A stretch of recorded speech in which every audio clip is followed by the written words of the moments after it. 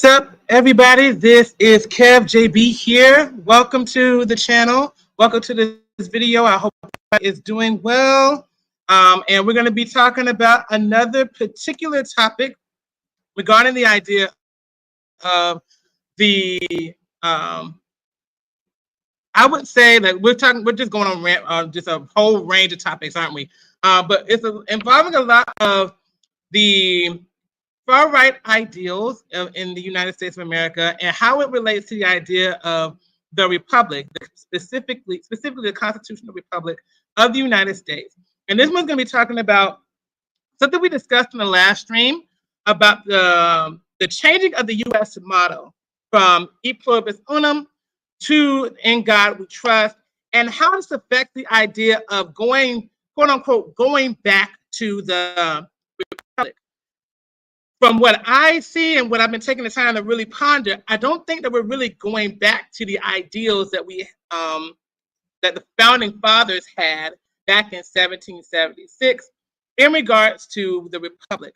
I think this is an advancement of a variation of a republic based on the evangelical movement that was occurring back in the 1950s, specifically in 1956. When the motto was changed to In God We Trust. And this is the thing that I believe that the evangelical church, the evangelical politicians who are involved are trying to aim toward, and not necessarily the republic that they are saying that they want to get back to from 1776. But before we get into that, make sure that you hit the like button if you are wanted to support, making sure that this goes into the algorithm. Hit the like button. Make sure that you are subscribed if you're not, so that way you can catch new videos every time that we are available. If you're in the chat box, feel free to say hi. Feel free to leave your thoughts and your opinions as we go into this topic of conflicting ideas about the republic, E Pluribus Unum versus In God We Trust. The last live stream that we did, we talked about the Project 2025, and specifically Christian nationalism and the savior complex involving the church of today. And when I was taking the time to go through the live stream, we had talked about the difference between the U.S. mottos, one from the past and the one that we currently have today. And as I took some time to really think on it and seeing how things have progressed during the events, particularly the unaliving attempt of Donald Trump, which we all have been able to see just a couple of days ago, it has really made me wonder about what exactly is the actual aim.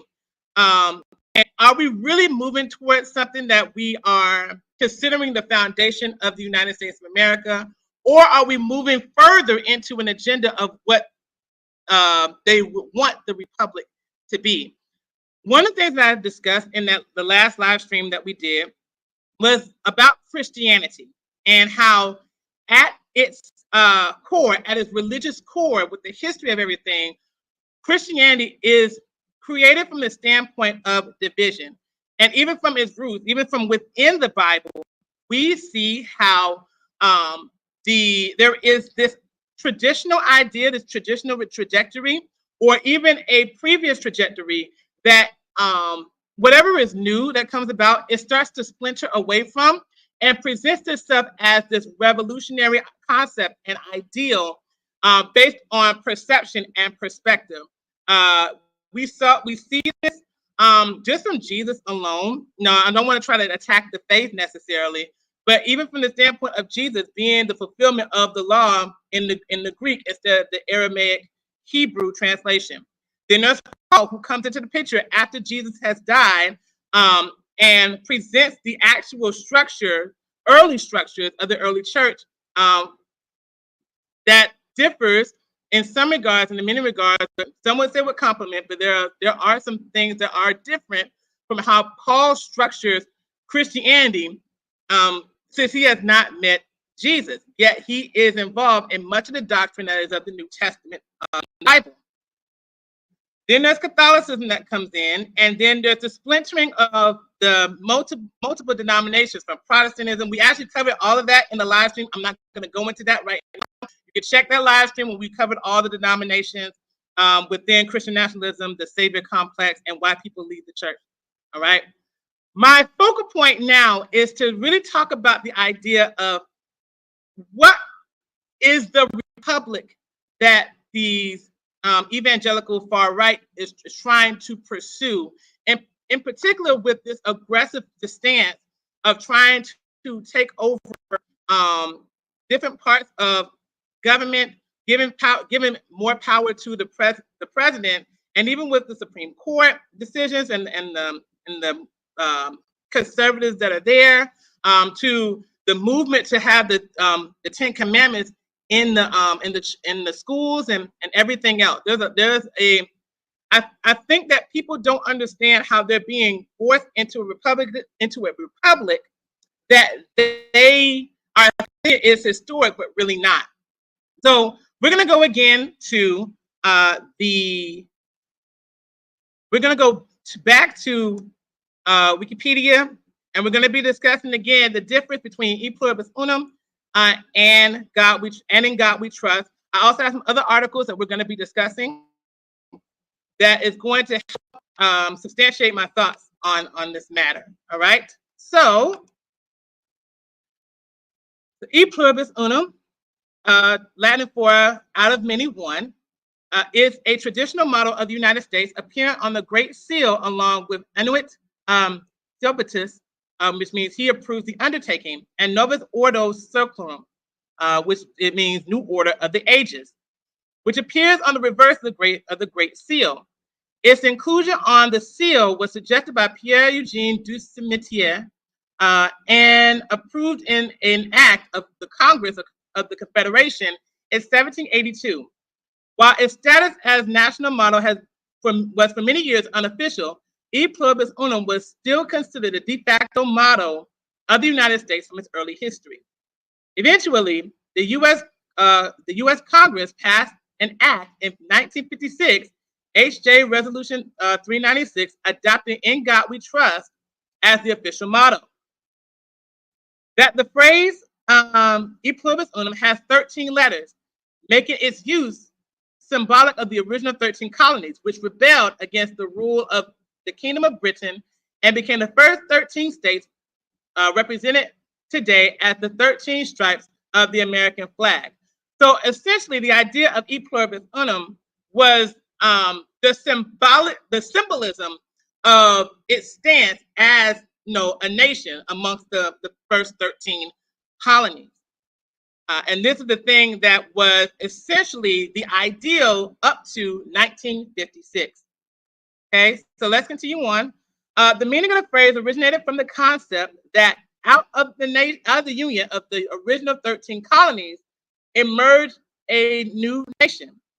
It is emblazoned upon the scroll and clinches in the eagle's beak on the Great Seal of the United States. So do I want to go any further into this? Actually, no, I don't want to do that. I want to go to now to the In God We Trust as part of the motto, and how we managed to get here. So In God We Trust is the official motto of the United States, as well as the motto of the U.S. state of Florida, along with the nation of Nicaragua.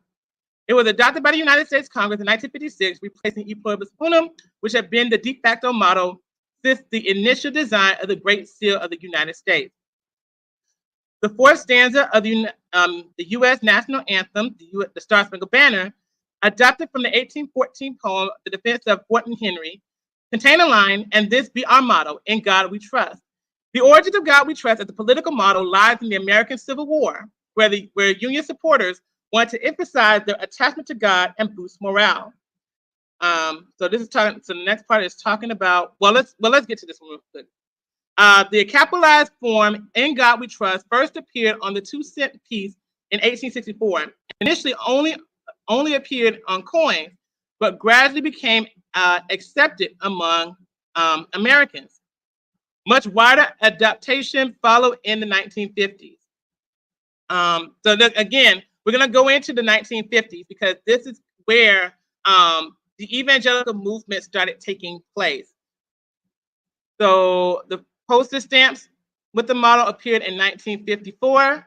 A law passed in July 1955 by a joint resolution in the 84th Congress of the 84th Congress, and then approved by Dwight Eisenhower, requires that "In God We Trust" appear on all American currency.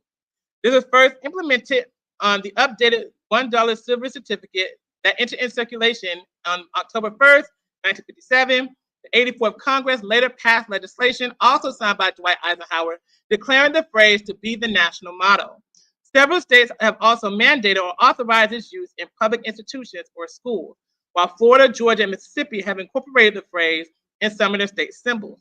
The motto has also been used in some cases in other countries, most notably by Nicaragua's coins. So the motto remains popular among the American public. According to the 2003 joint poll by US Today, CNN, and Gallup, 90% of Americans support the inscription "In God We Trust" on US coins. And a 2019 student poll by College Post showed that 53% showed support, so the students supported its inclusion in currency. Some groups and people in the United States, however, have objected to its use, contending that its religious reference violates the Establishment Clause of the First Amendment. These groups believe that the phrase should be removed from currency and public property, which has resulted in numerous lawsuits. This argument has not overcome the interpretational doctrine of accommodationism and the notion of ceremonial deism. The former allows the government to endorse religious establishments as long as they are treated equally, while the latter states that a repetitious invocation of a religious entity in ceremonial matters strips the phrase of its original religious connotation. So let's talk about its origins. So we talked about it, how it relates to the hymn, and then there's the motto of the U.S. In the currencies. So we're going to go down some more.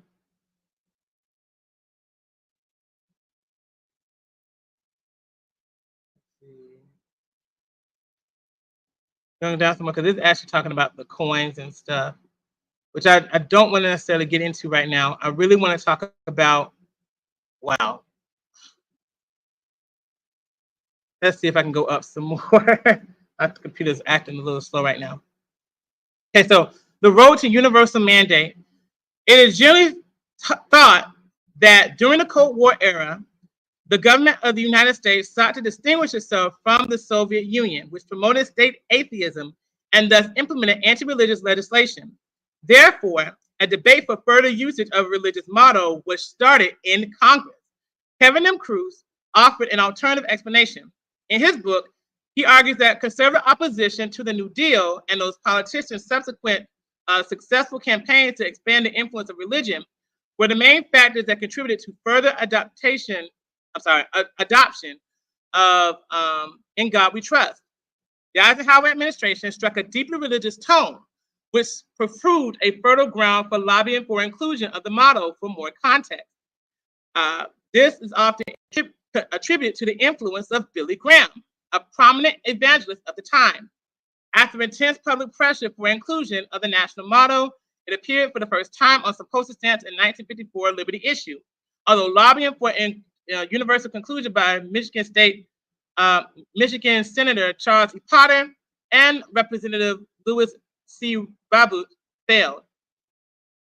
The following year, Democratic Representative Charles E. Bennett of Florida cited the Cold War when he introduced H.R. 619, which obliged "In God We Trust" to be printed on all banknotes and struck on all coins in the House, arguing that in these days, imperialistic and materialistic communism seeks to attack and destroy freedom, we should continue to look for ways to strengthen our foundations of freedom. The American Numismatic Association and the American Legion concurred and made resolutions urging to promote further usage "In God We Trust." On July 11, 1955, the bill, having passed with bipartisan support of both chambers of Congress, was signed into law by President Eisenhower. Since all coins already complied with the law, complied with the law. The only changes were made to the paper currency. The model first appeared on the first certificate, $1 certificate, silver certificate in 1957, along with other certificates. Federal Reserve notes and the United States notes were circulated with the model starting from 1964 to 1966, depending on the denomination. Federal government. On July 30th, 1956, the 84th Congress passed a joint resolution declaring "In God We Trust" the national motto of the United States. The resolution passed both the House and the Senate unanimously and without debate. It replaced E Pluribus Unum, which had existed before as a de facto official motto. The United States Code, USC 302, now states "In God We Trust" is the national motto. This resolution was reaffirmed in 2006 on the 50th anniversary of its adoption by the Senate, and 2011 by the House of Representatives, and a 396-9 vote. In 2000, the House additionally encouraged to display the motto. The House of Representatives featured the motto above the rostrum of the Speaker, which was carved into the wall in December 1962, in response to the Supreme Court banning public school prayer in Angel v. Vitale. In Florida, HB 1145 provided for the adoption of "In God We Trust" as the official state motto, instead of the fairly similar "In God Is Our Trust," effective July 2006. The motto has also appeared in the seal of Florida and on the flag of Florida as the seal is one of its elements in 1868. Georgia's flag featured the motto since 2001, which was retained after the redesign 2 years later. Mississippi, the Mississippi Senate voted to add the words "In God We Trust" to the state seal, justifying it as an effort to protect religious freedom. This whole idea of religious freedom is going to be coming up more. So let's keep going. As we keep talking about this and going on to other articles, this idea of needing to maintain the religious freedom is what is the motivation to have the republic as a Christian nation. So the change was made effective by July 1st, 2014. 6 years later, Mississippi Governor Tate Reeves signed into law requiring that the state flag, which had contained the Confederate battle emblem, be replaced with a new one containing the phrase "In God." A new flag containing the motto was approved by voters in a referendum, and it became the official state flag in 2021. And on April 28th, Governor Bill Gates of Tennessee, he signed the bill that would require him to submit a new state seal design that would include the national motto. The Secretary of State should receive the proposal by July 1st, 2025. That would be next year. All right. And then you have Arkansas that is playing a role in that. So this is basically, go up. This is the map of the United States that with the display of the national motto in public schools and government buildings as of August 2022. Let's see. So there's certain parts where it's mandated, and certain parts it's allowed in certain places. So you can see right here.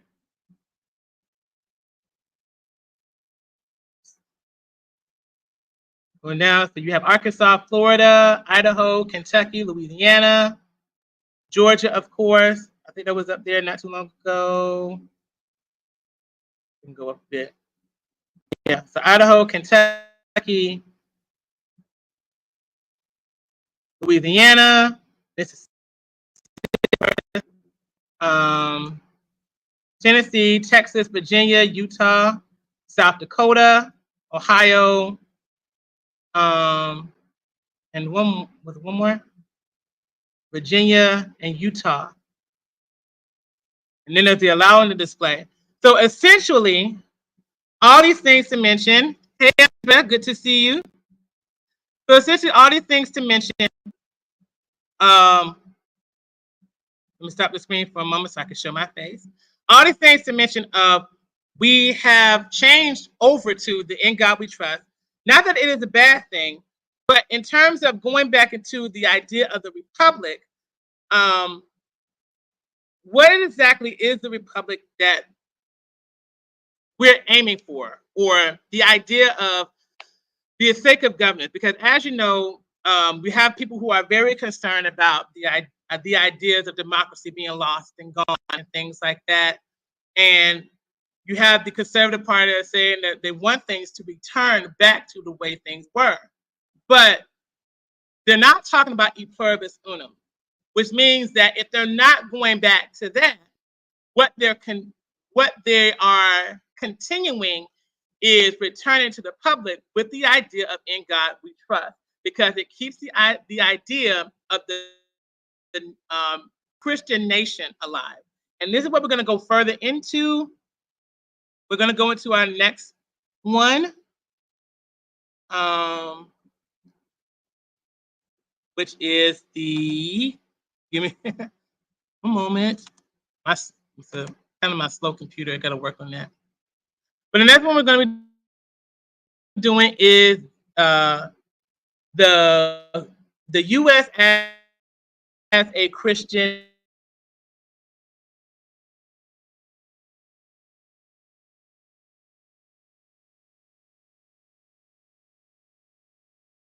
to claim and what does the conscience say? Because you often hear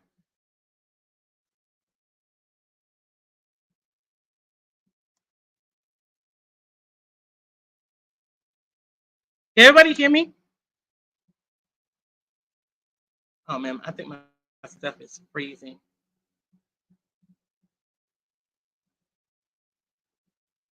Oh, it's so annoying.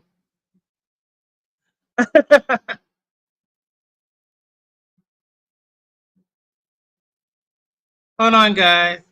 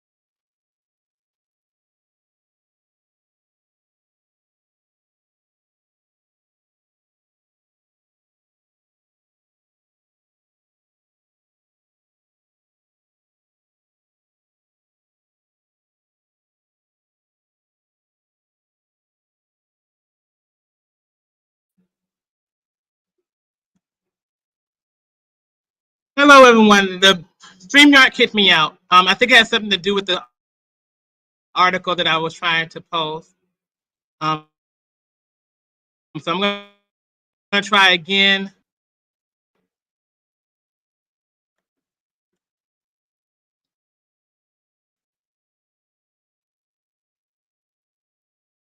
All right. Let me see if I close chat quick.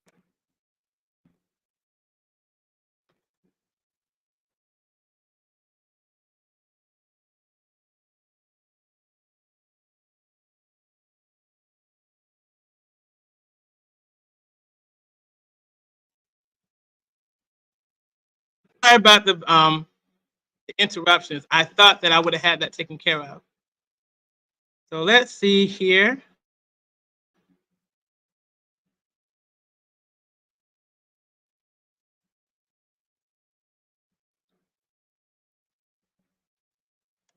Close this out.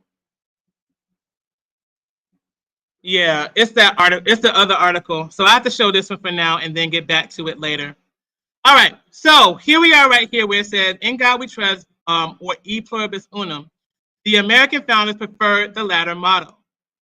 All right. Then this is by Thomas Fraser. This article was done back in 2011, and it is from, let's see, the Origins, current event in historical perspective. So the American founders preferred the latter model. Let's go into this.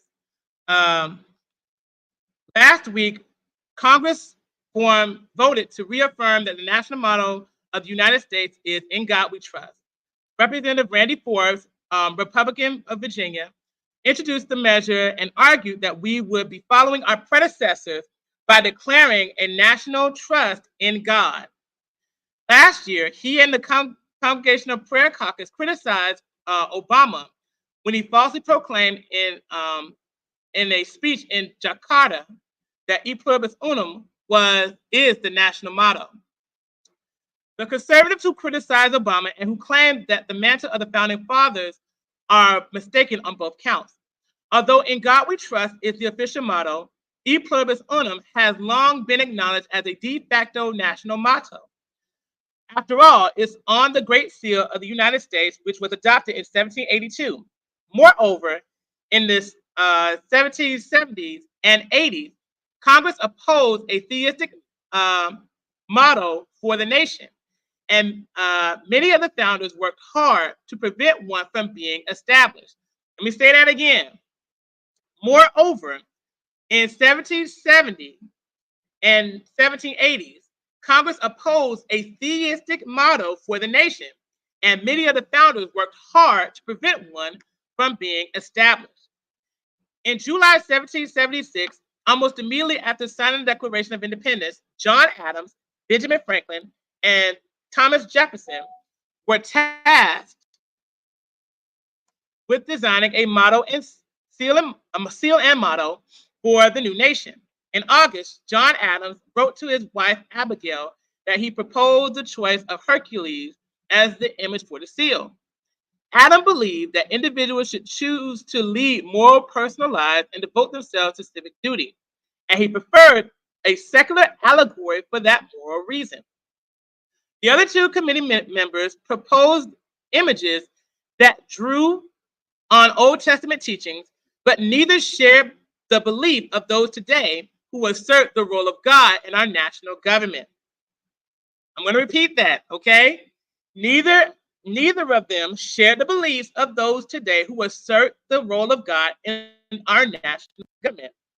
Benjamin Franklin, who was a deist who did not believe in the divinity of Christ, proposed Moses lifting up his wand and dividing the Red Sea, and Pharaoh in his chariot overwhelmed with the waters. This model, he believed, captured the principle that rebellion to tyrants is obedience to God. Thomas Jefferson, who later created his own Bible by cutting out all mentions of the miracles of Jesus Christ, as well as his divine birth and resurrection, envisioned the children of Israel in the wilderness, led by a cloud by day and a pillar of fire by night. And on the other side, Hengist and Horsa, the Saxon chiefs, from whom we claim the honor of being descendant, and whose political principles and form of government we have assumed. Of all of his accomplishments, Jefferson selected just 3 for his tombstone, one of which was writing the Virginia Statute for Religious Freedom, which established a separation of church and state. The 3 men worked in consultation with the artist, Eugene Pierre du Cimetière, who rejected all of the ideas of the 3 committee members. His own first attempt was also rejected by Congress. It would take years and several more committees before Congress would approve of the final design, still in use today, of an American bald eagle clutching 3 arrows in one talon and an olive branch in another. Only the motto, "E Pluribus Unum," from many one, survived from the committee on which Adams, Jefferson, and Franklin had served. All had agreed on that motto from the beginning.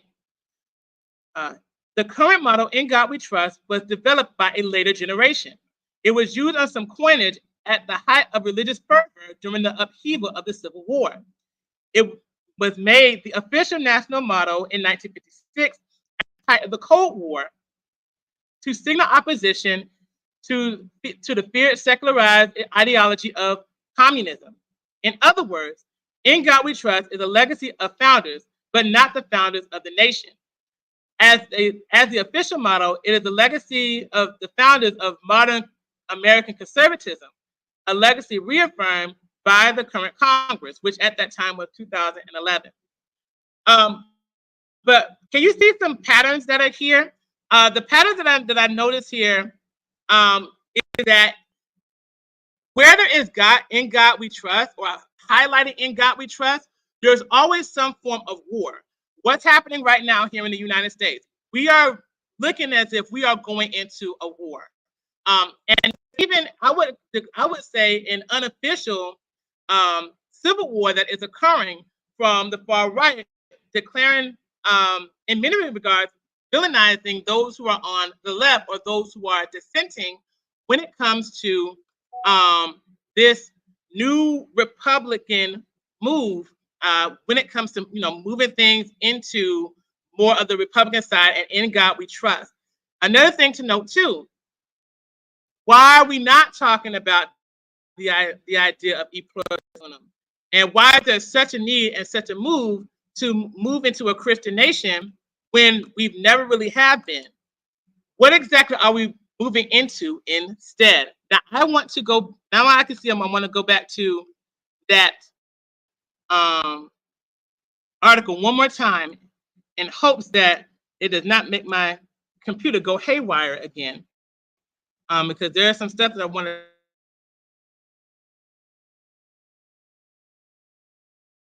talk about here.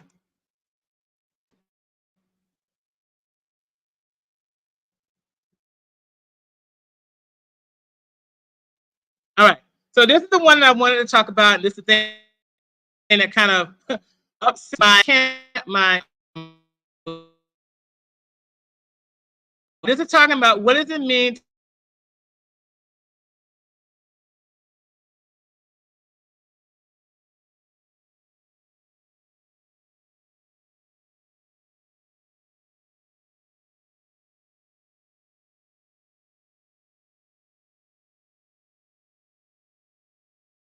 to claim to usually say.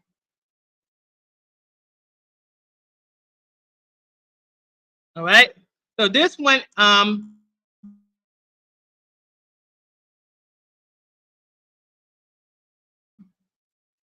believe this one here was done on February 17th.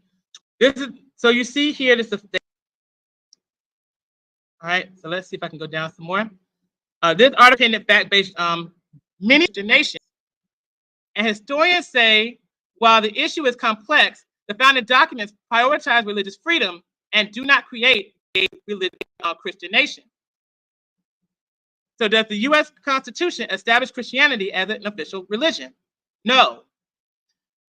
What does the U.S. Constitution say about religion? No religious test should ever be required as a qualification to any office or public trust under the United States. Let's see, get my channel up. There we go. Congress shall make no law respecting an establishment of a religion or prohibiting the free exercise thereof. So we keep going here. It says, if it says Congress, does the First Amendment apply to the states? It does now. Early in the Republic, some states officially sponsored particular churches, such as the Congregational Church in Connecticut and Massachusetts. Within a few decades, all had removed such support. The post-Civil War 14th Amendment guarantees all U.S. citizenship equal protection of the laws and says states couldn't impede on their privileges or immunities without due process. In the 20th century, the Supreme Court applied that to a number of First Amendment cases involving religion, stating that states couldn't forbid public proselytizing, reimbursement funds for religious education, or sponsor prayer in public schools. Go further. What does it say? What does it mean to say America is a Christian nation? Hold on, I'm just scrolling down more. I need to scroll up. Oh, maybe it will help if I hit the up button. It depends on who you ask. Some believe God worked to bring European Christians to America in the 1600s and secure their independence in the 1700s. Some take the Puritan settlers at their word that they were forming a covenant with God, similar to the Bible's description of ancient Israel, and see America as still subject to divine blessings or punishment, depending on how faithful it is. Still, others contend that some or all of the American founders were Christian, or that the founding documents were based on Christianity. That's a lot to unpack. Let's start from the top. What about the colonies? Several had Christian language in their founding documents, such as Massachusetts, with established churches lasting decades after independence. Others, such as Rhode Island, offered broader religious freedom. It's also arguable whether the colonies' actions lived up to their words, given their histories of religious intolerance and the beginnings of centuries-long slavery and wars on Native Americans.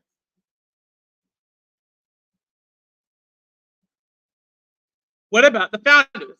The leaders of the American Revolution and the New Republic held a mix of beliefs, some Christian, some Unitarian, some deistic, and otherwise theistic. Some key founders, like Benjamin Franklin, admired Jesus as a moral teacher, but would fail a test of Christian orthodoxy. Well, I had a hard time getting that out. He would fail a test of Christian orthodoxy. Many believed strongly in religious freedom, even as they also believed that religion was essential to maintain a virtuous citizenry. With the Declaration of Independence and the Constitution based on Christianity and the Ten Commandments, references to the Creator and nature's God in the Declaration reflect a general theism that could be acceptable to Christians, Unitarianism, deists, and others. Both documents reflect Enlightenment ideas of natural rights and accountable government. Some also see this document as influenced or at least compatible with Protestant emphasis on such ideas such as human sin, requiring checks and balances. In fact, believers in a Christian America were some of the strongest opponents of ratifying the Constitution because of its omission of God's references. Say that again. Believers in a Christian America were some of the strongest opponents of ratifying the Constitution that we have today, because of its omission of God's references. Very interesting. Let's continue onward. Were most early Americans Christian? Many were and many weren't. Early church membership was actually quite low, but revivals known as the First and Second Great Awakening before and after the Revolution won a lot of converts. Many scholars see religious freedom as enabling churches to grow and thrive. Were Catholics considered Christian? Not by many early Americans. Some states barred them from office. How did that change? Gradually, but by the time of the Cold War, many saw Catholics, Protestants, and Jews as God-believing American patriots, allied with the face-off of atheistic communist Soviet Union. So right here, this Cold War era, you see this battle against atheism and wanting to fight off anything that is anti-religious. So by the time that this came about, and again, along with the evangelical movement, Billy Graham and all of that, this is what really kind of gave life to the In God We Trust. All right, so let's go ahead. Was it only conservatives citing the idea of a Christian nation? No. Many proponents of the early 20th century social gospel saw their efforts to help the needy as part of building a Christian society. During World War II, President Franklin D. Roosevelt prayed on national radio for God's blessing in our united crusade over the unholy forces of our enemy. The Reverend Martin Luther King wrote that civil rights protesters stood for the most sacred values in our Judeo-Christian heritage. All right. What do progressive Christians say today? Christian nationalism has traditionally employed images that advocate an idealized view of the nation's identity and mission, while deliberately ignoring those persons who have been exploited, and persecuted, says a 2021 statement from the National Council of the Churches of the United States in the USA. An umbrella group that includes multiple progressive denominations. What do Americans believe about this? 6 in 10 U.S. adults said that the Bible originally intended America to be a Christian nation, according to the 2022 Pew Research Center survey.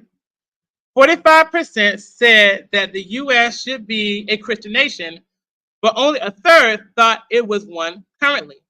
Among white evangelical Protestants, 81% said that the founders intended a Christian nation, and the same number said that the U.S. should be one, but only 23% thought it currently was one, according to Pew.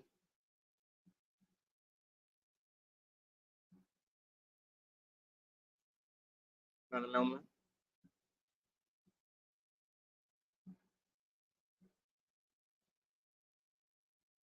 Sorry, guys, had an incoming message I had to respond. Let's continue throughout the article.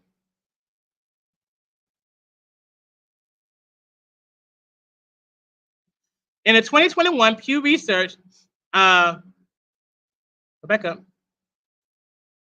In a 2021 Pew Research, 50% of U.S. adults surveyed that the federal government should declare the U.S. a Christian nation, while 80% said that the U.S. Constitution was inspired by God. 1/3 of U.S. adults surveyed in 2023 that God intended America to be a promised land for European Christians to set an example to the world, according to a public religion research institute Brookings survey. Those who embraced this view were also more likely to dismiss the impact of anti-Black discrimination and more likely to say true patriots may need to act violently to save the world, the survey said.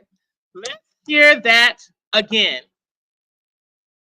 1/3 of U.S. adults surveyed in 2023 said God intended America to be a promised land for European Christians to set an example to the world, according to a public religion research institute Brookings survey. Those who embraced this view were also more likely to dismiss the impact of anti-Black discrimination and more likely to say true patriots may need to act violently to save the country. Let's see if there's any more here.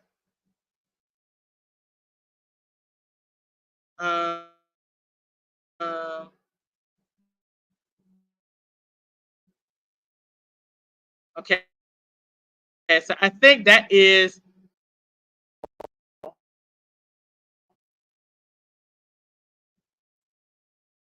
least I think so. Relate to you all in regards to all the.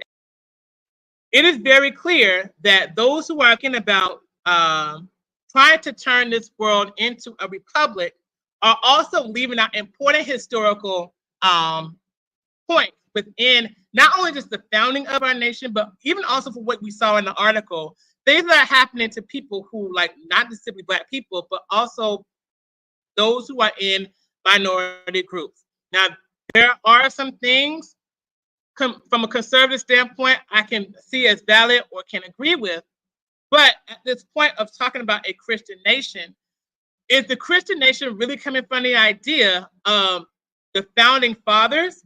Because from what it looks like, that's not really the case. This sounds like a continuation from In God We Trust, which was a movement started from the 1950s. Actually, it started a whole lot sooner, but it started to become the national idea during the 1950s. And so I want to